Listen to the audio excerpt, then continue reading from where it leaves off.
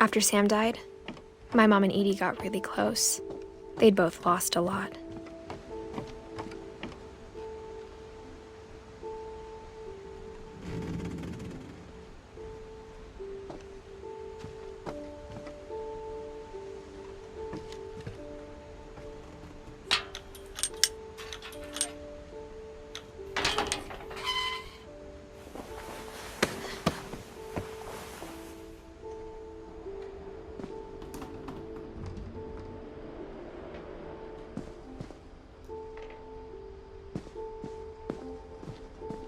I can't imagine my mom ever writing poetry, and yet...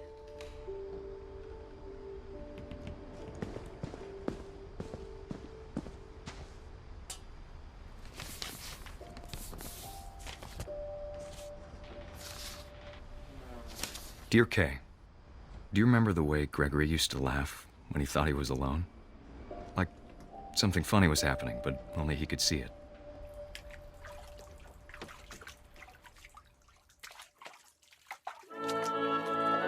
I think he saw things the rest of us don't.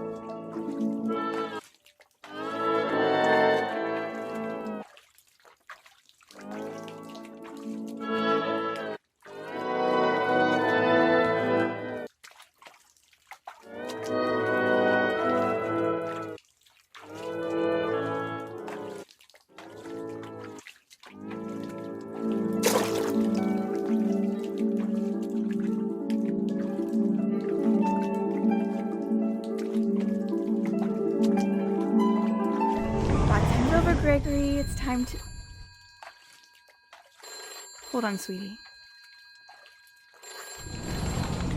Hello? Sam, I told you I don't want to talk right now. I wonder what he saw.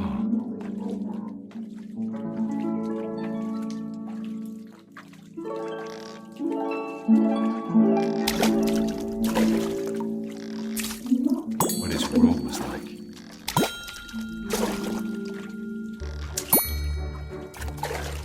He reminded me so much of Calvin. Lost in his imagination.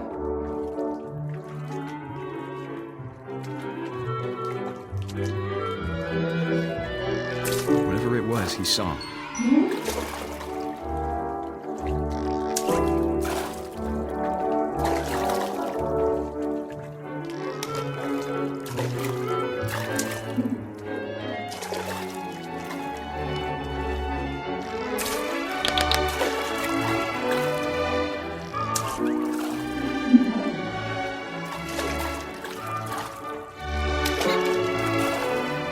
It sure made him happy.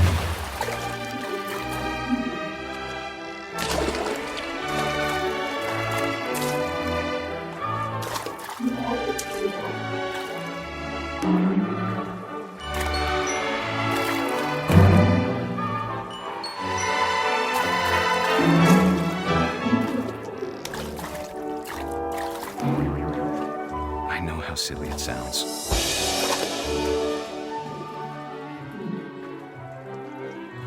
That I worried about a baby being too happy. But I could feel him slipping away. Sorry about that, Gregory. I know you did everything you could. Maybe if I hadn't called that night. Damn it. Hold on, I don't want Gregory to hear this.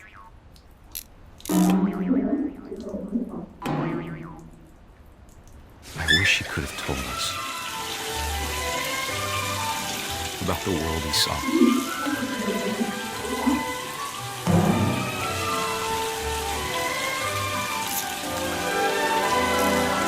There's so much I don't understand about Gregory, about everything.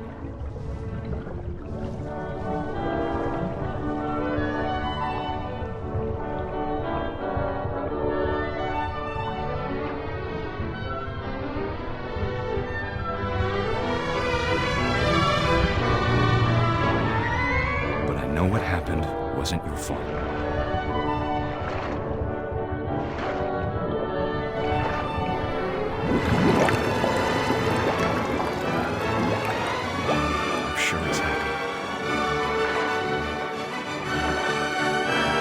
he'd want you to be happy too.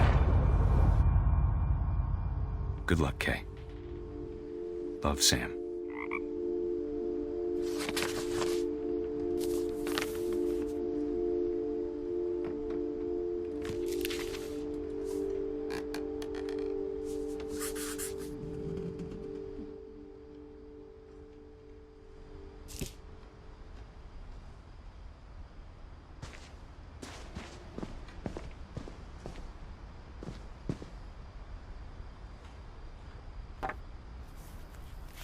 A poem for Gus, who always said the wedding was a bad idea.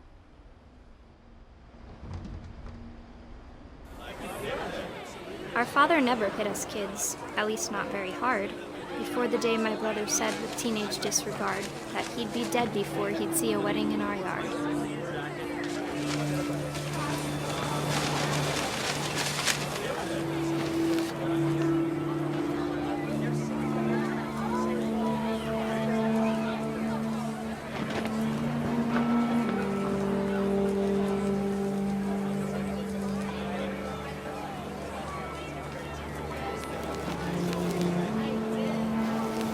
Father made him come, of course, but Gus stood far apart, just flew his kite and bottled up the storm inside his heart.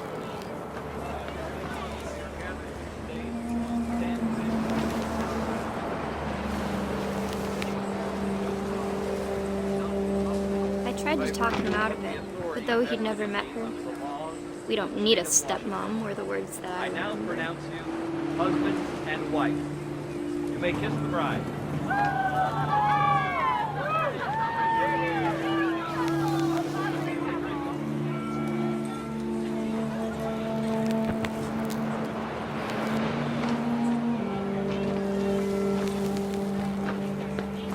When the time for photos came, Dad ordered him to come here. But Gus declined and as a sign held up his middle finger.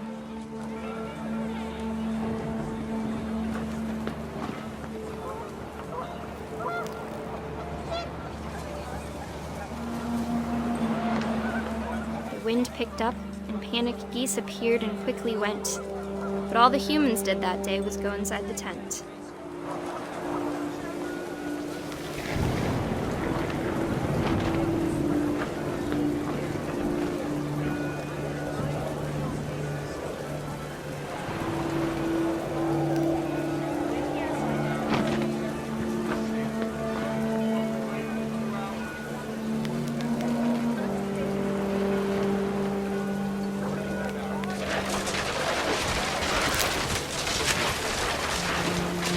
Rain came down in buckets then, but no one seemed afraid that nature might destroy the tent our dad had crudely made.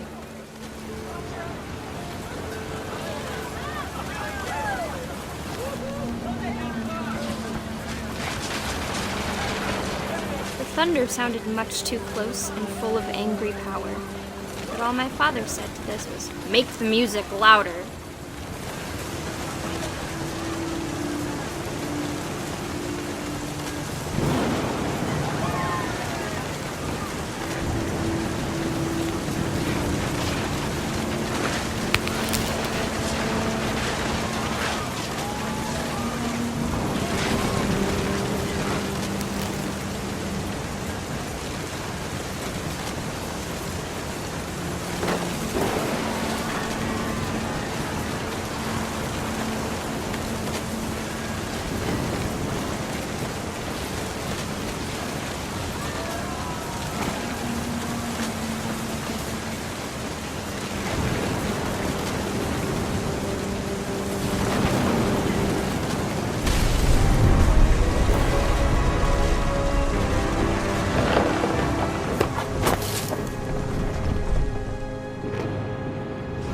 I wish that I could truly say I thought about you on that day. Out there on the beach alone, just you, the wind, the sea and foam. But I didn't, until we found you.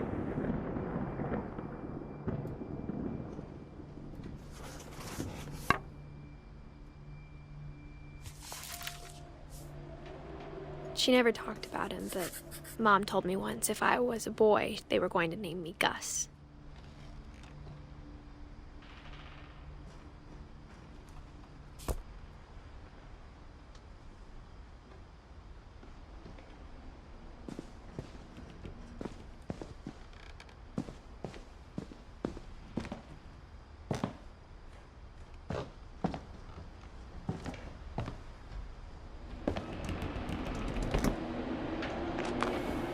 My mom moved up to the loft after her brothers died.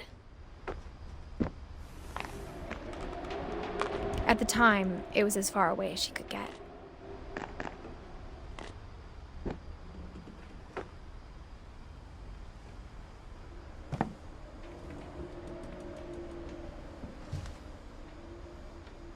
Religion was another thing my mom never talked about, but I think it helped her a lot after her dad died.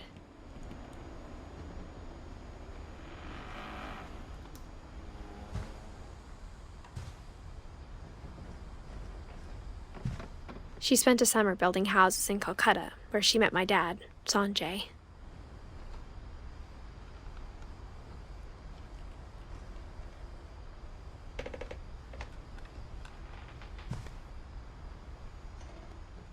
My mom moved to India a week after graduation and got a job teaching English. Louis was born a year later.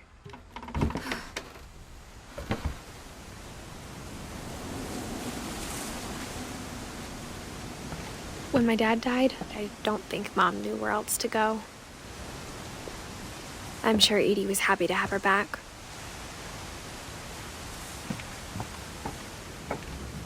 The house had to get a little bigger, but Edie was used to that.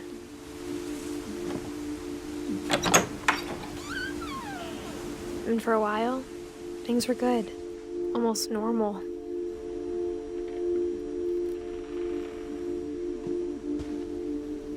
But it didn't last.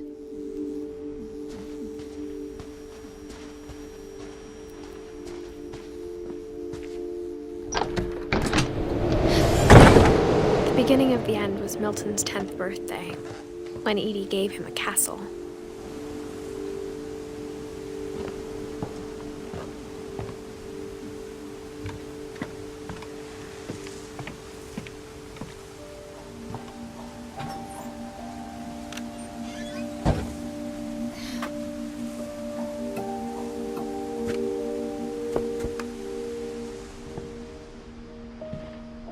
I think Edie was happy to finally have another painter in the family.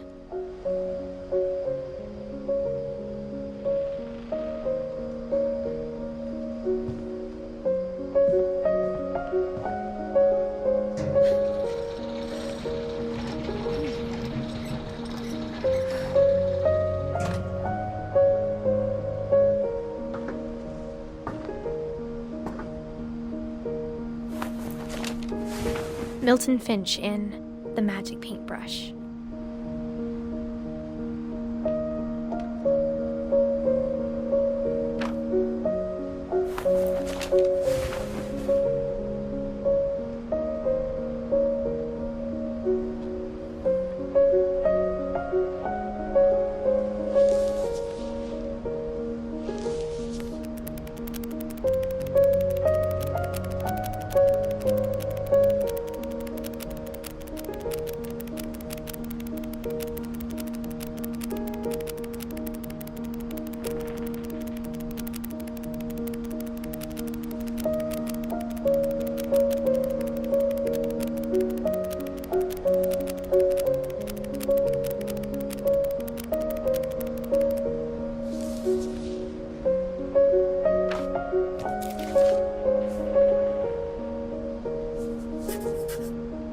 I was 4 when Milton disappeared.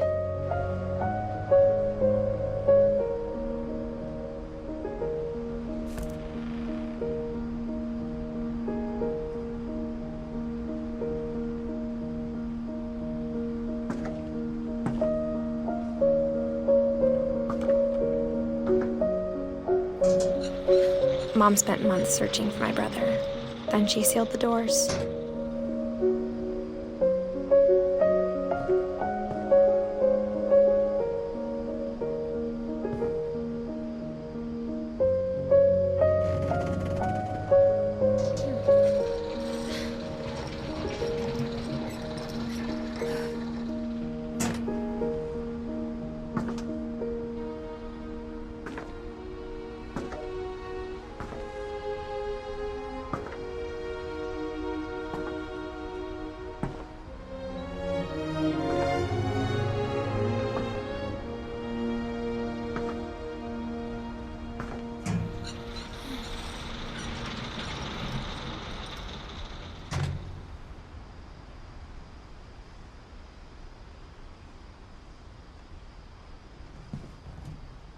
Whatever Milton had found in the house, Mom didn't want it getting out.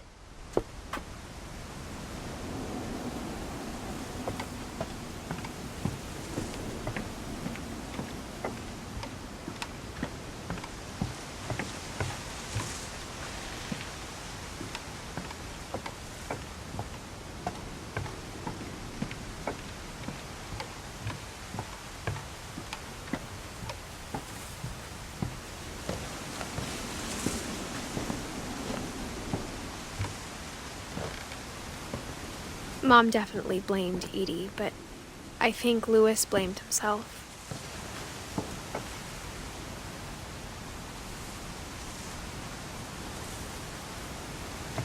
After he graduated, he just spent more and more time in his room, until Mom got him a job at the cannery.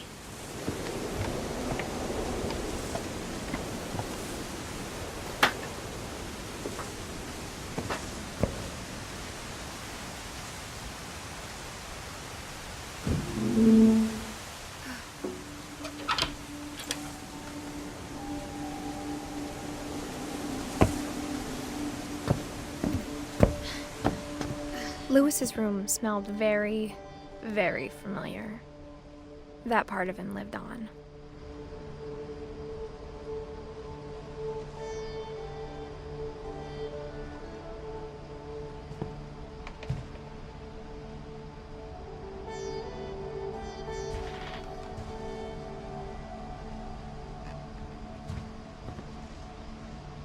Louis and I spent a lot of time playing games together, but he was surprisingly bad at them. He died a lot.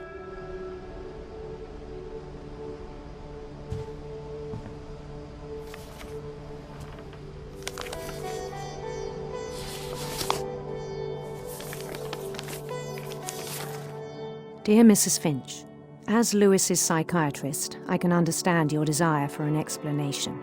As I see it, the trouble began in January, shortly after we convinced your son to seek treatment for substance abuse. Newly sober, I believe Louis first noticed the monotony of his daily life.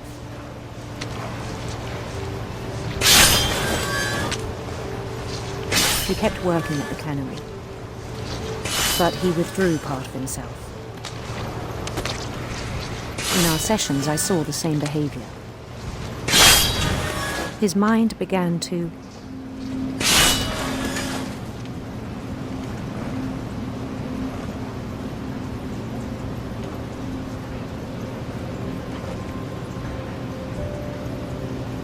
wander.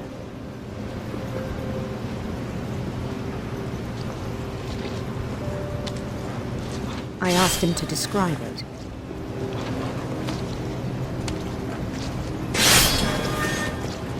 He said he started small, imagining a labyrinth. He'd feel his way about.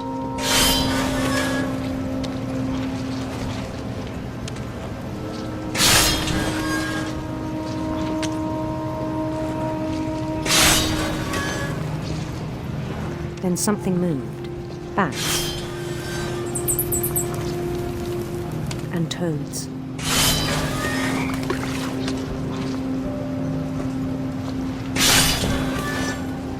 And things that have not names. He knew it was all in his head.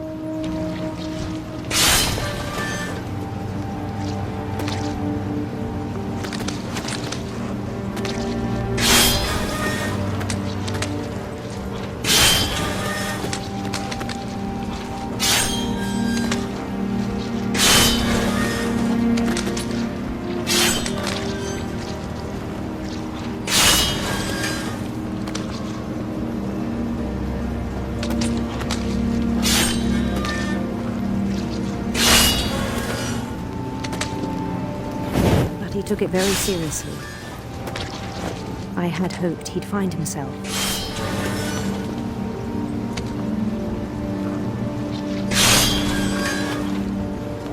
But he found something more.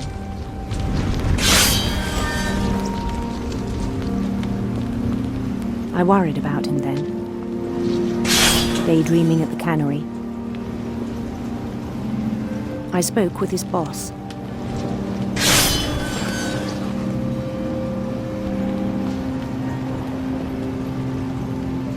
but he said Lewis had become a model employee. Methodical, tireless, focused. Like a whole new Lewis. So I let him go on.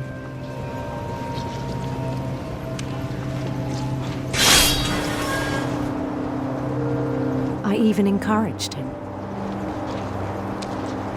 It seemed very promising at first. He told me he'd made a new friend.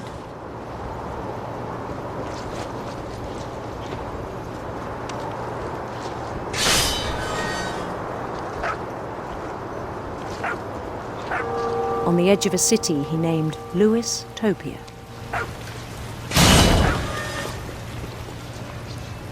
He built the city up slowly, brick by brick.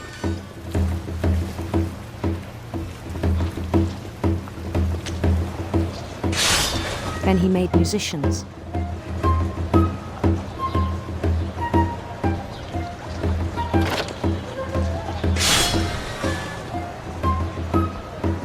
And songs for them to play.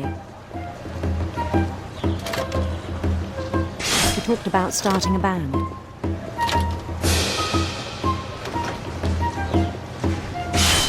And he was always humming something. Every day his imagination grew stronger.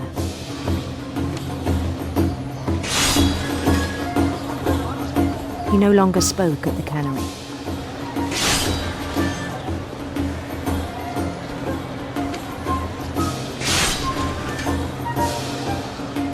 But his chopping was as reliable as ever. Then one day it struck him that all the cheering crowds, even the stones under his feet, were all in his imagination. So he could do whatever he wished.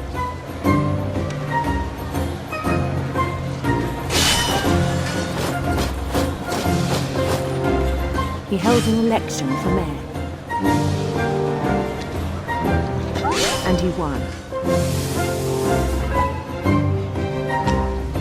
They begged him to stay, but his mind was already wandering. It became a game for him.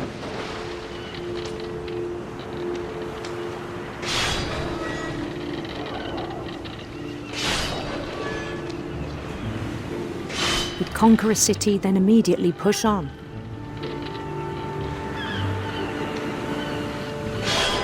New Louisville.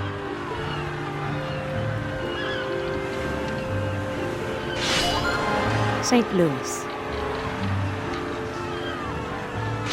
He started drifting away from our reality.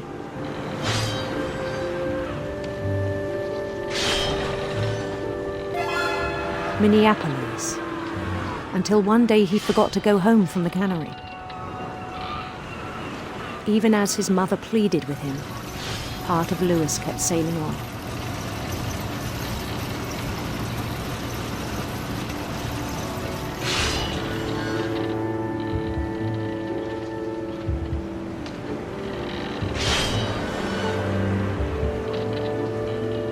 In Lewisburg, he heard rumors of a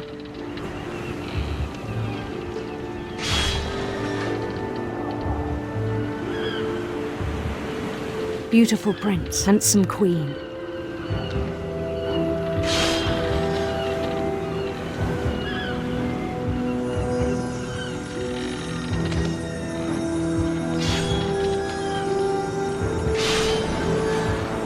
The queen was on her own quest for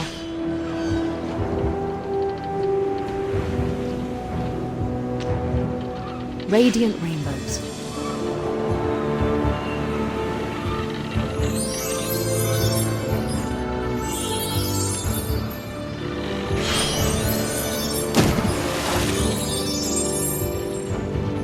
He followed the sound of her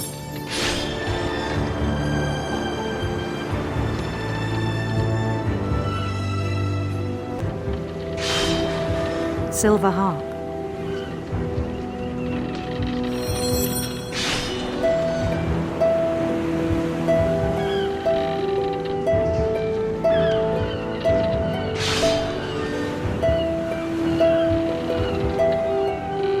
His chase led him to a golden palace east of the sun and west of the moon. Even then, his logic remained sound.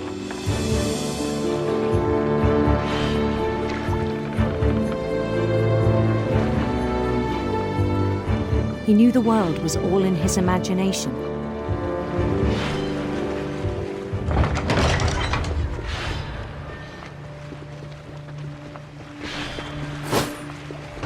But he was so proud of having created it.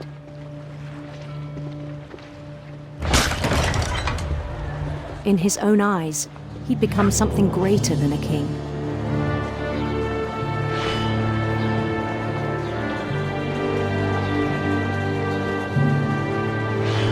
For someone who'd never known success in the real world, I think it was overwhelming.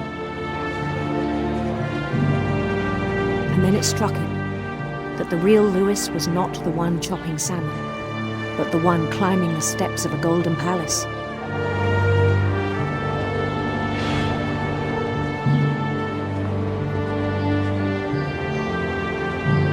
My imagination is as real as my body, he told me.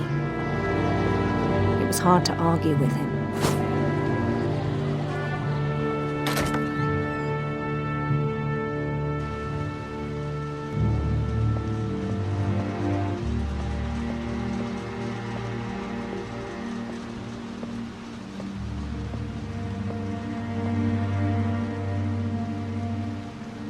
He began to forget the world we know.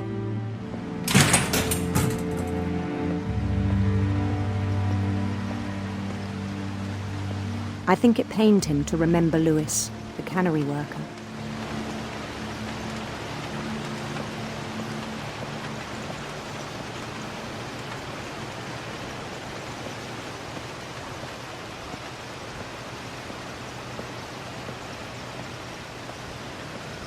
He began to despise the man with a royal contempt.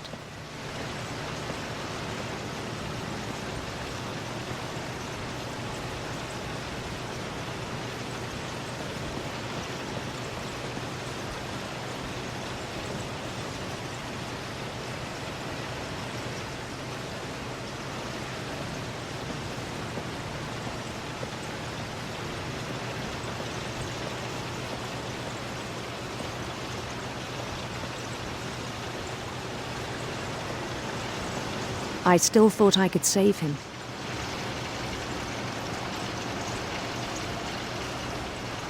Even after he said he was being crowned king over all the lands of wonder.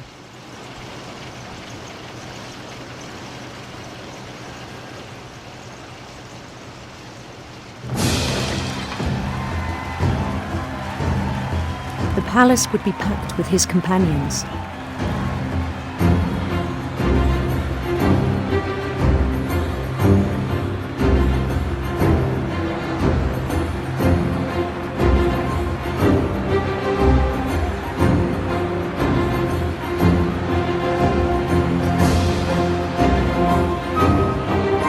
Including the wise Calico who'd insisted on advising him.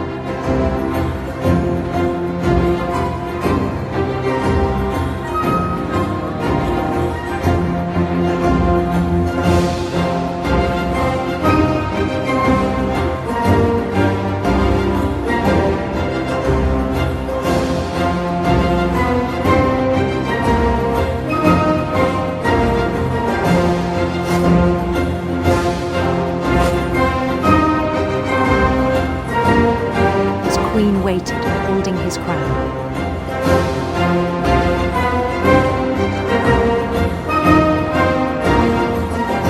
There was only one thing left to do.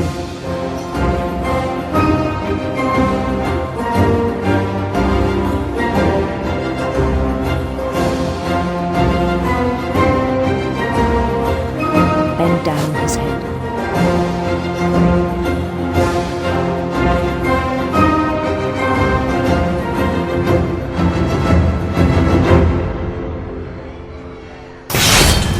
The rest I think you know. Mrs. Finch, your son was a kind man who will be missed by all of us who knew him.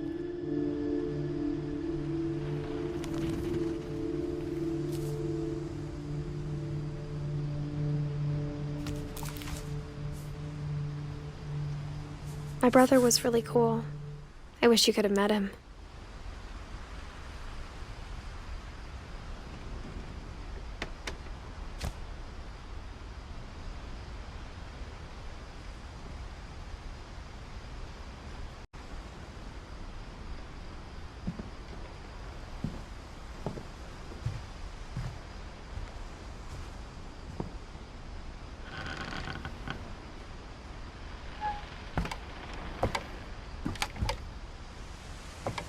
On the way back from Lewis's funeral, my mom told me to start packing. She waited until the day before we left to tell Edie. I'm not sure if she wanted to make it easier or harder.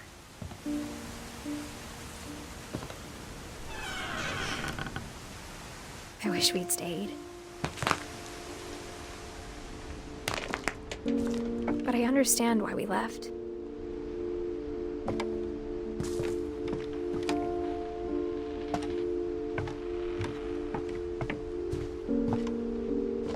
My mom ended up leaving everything behind.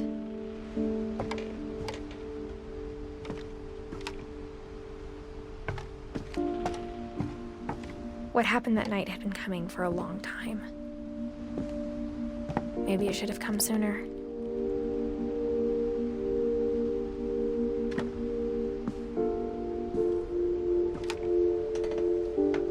But it had to end one way or another. All that's left now is to tell you about that last night.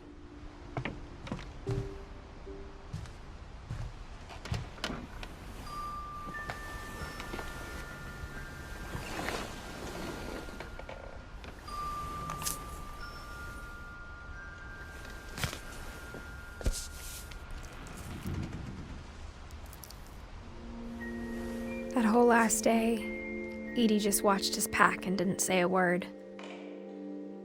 Until supper, when she raised her glass and said, "To our final night together, and all our final nights apart." Grandma, you know what I said about alcohol. Some of your medications are very Edith, specific. I left a present for you in the hallway. Why don't you go open it? The grown-ups have to argue now. I'm sorry, you're right. We're all leaving tomorrow. Let's just enjoy our last... I'm not leaving. Edith, you're excused.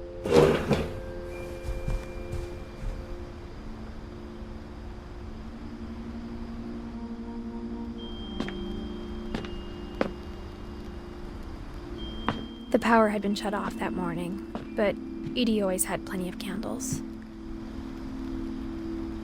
When my mom sealed the library, I don't think she knew about the other entrance. Or that Edie had a key to it.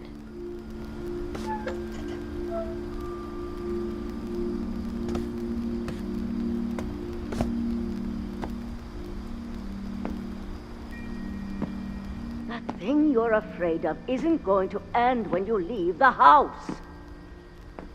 Edith has a right to know these stories. My children are dead because of your stories. I think it's best if Edith and I leave tonight. We'll have the nursing home send a van for you in the morning, okay?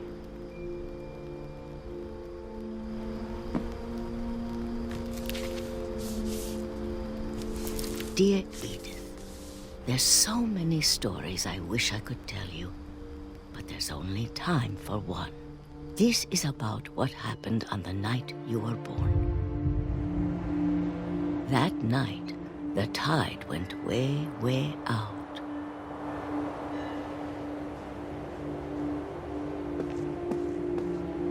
It was the first and last time I ever saw the old house aground. There'd been an earthquake out in the middle of the ocean.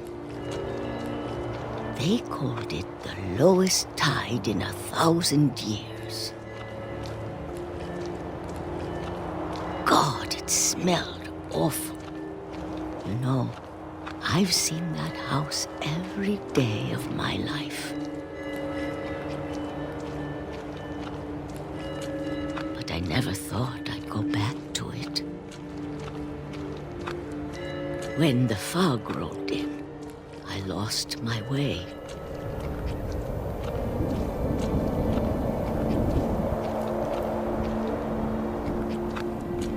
I got turned around.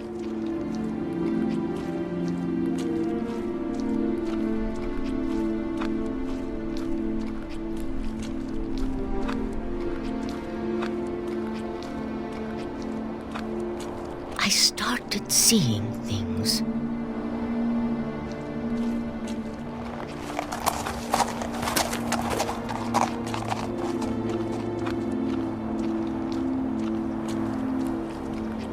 Things I'd forgotten had ever existed.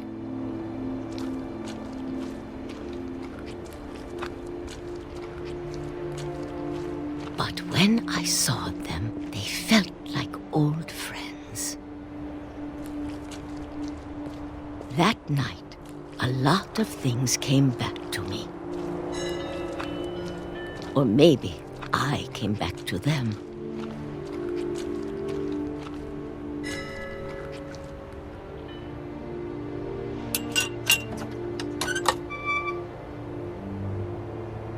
Things I can't explain, but that I need you to try and... Edith, what are you doing in here? It's mine. Edith! Mom, you're gonna rip it! Let go! I kicked and screamed, but Mom dragged me to the car.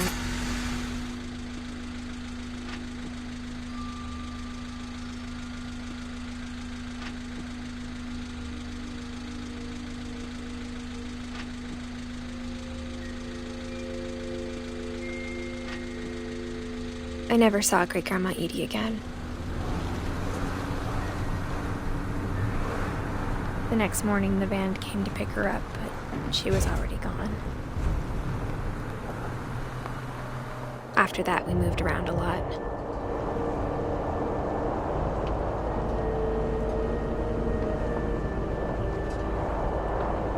We both tried to make the best of it.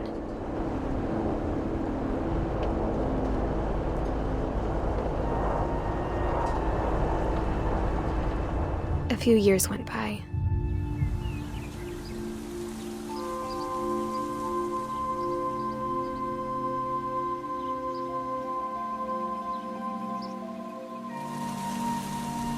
My mom didn't like to talk about it, but she started getting sick a lot. The rest happened pretty quickly.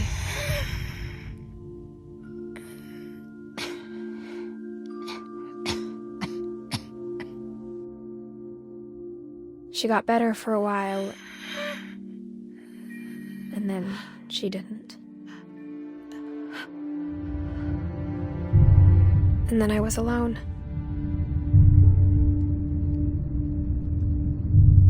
The last Finch left alive.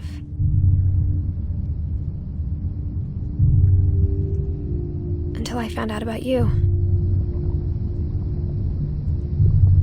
I'm still not sure what to tell you about all this. If we lived forever, maybe we'd have time to understand things. But as it is, I think the best we can do is try to open our eyes and appreciate how strange and brief all of this is.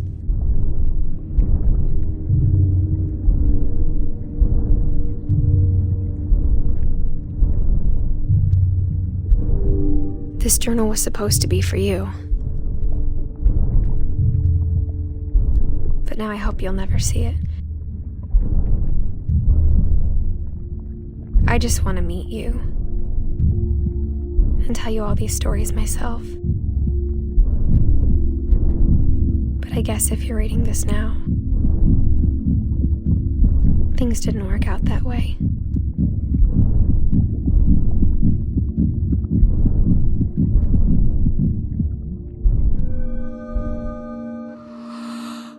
This is where your story begins.